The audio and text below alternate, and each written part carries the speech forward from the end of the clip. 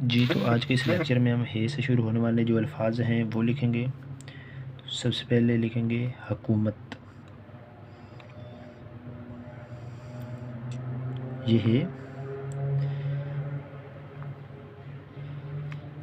ये काफ,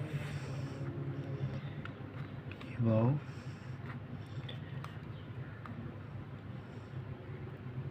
मीम और ये ते,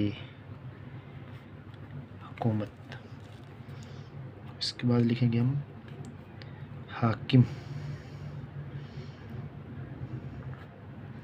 ये अलिफ, ये काफ, ये मीम, ये हाकिम। और इसके बाद लिखेंगे हलवाई। हे लाम,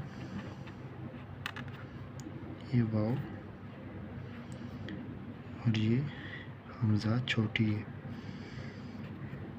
हलवाई।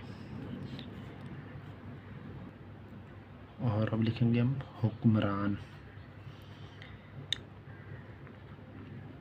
हे काफ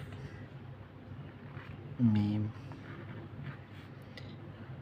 रे अलिफ और ये नून, ये हुक्मरान। और इसके बाद लिखेंगे हम हनीफ। ये है नून, ये और ये फे,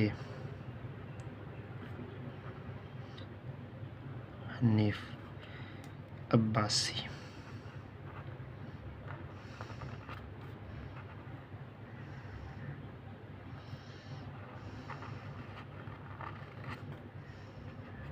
तो ये था आज का लेक्चर, इसको प्रैक्टिस करिएगा।